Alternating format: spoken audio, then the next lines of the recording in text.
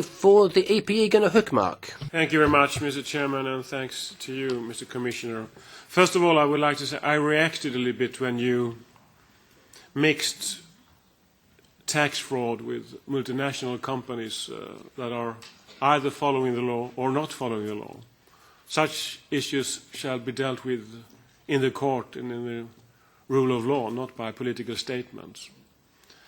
Second, a lot of questions here have been raised about impact assessment and about how to do these things. I think the differences here are not what you should do, but how you do it is extremely important. And we have the OECD recommendations, and it's very clear that the Commission has stated that it wants to go beyond that. And of course, that has consequences. I'm a little bit surprised that I have not heard in this discussion the words competitiveness and investment gap that we need to close. How we deal with these things are crucial.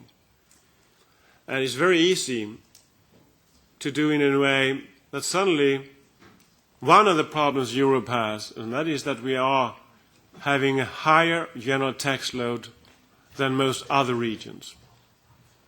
If we do it in a wrong way, we will suffer from that even more. We shall fight tax fraud, and also when companies and whoever else are undermining the tax base of reasons we cannot accept. But I think it's important that the Commission is consistent with its policies for growth, closing the investment gap, and strengthening competitiveness. And going beyond the recommendations is a risk.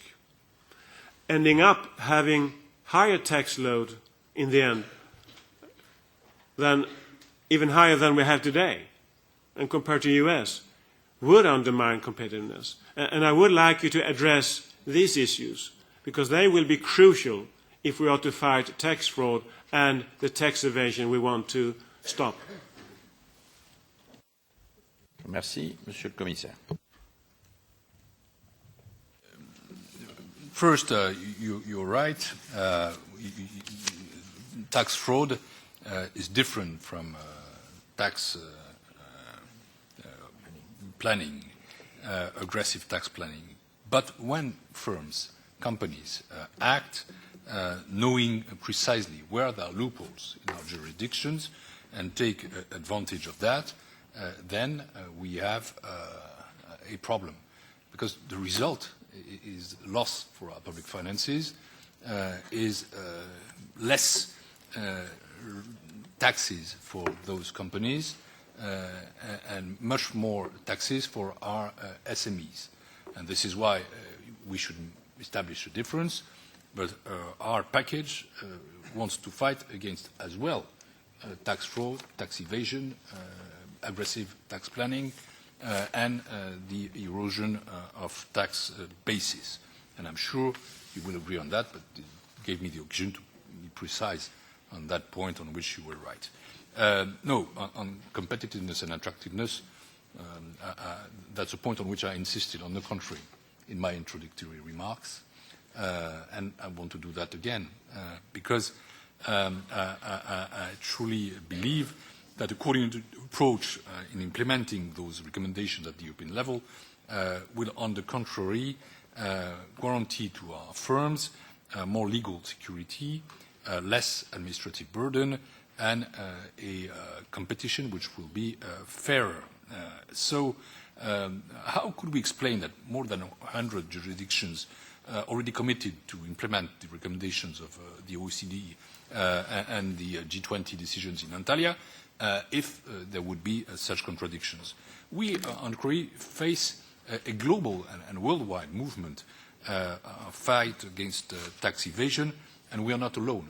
And we want to combine all the time those two dimensions, transparency, fight against tax evasion and aggressive tax planning, and at the same time to be attentive to our own competitiveness. On how we do it, it has been discussed at length in OECD and also in the discussion on the CCTB since 2011 in the Council. We're not proposing measures which are unknown from Member States. They have been discussed already. Behind the competitiveness issue is also the level playing field between companies, small and big states.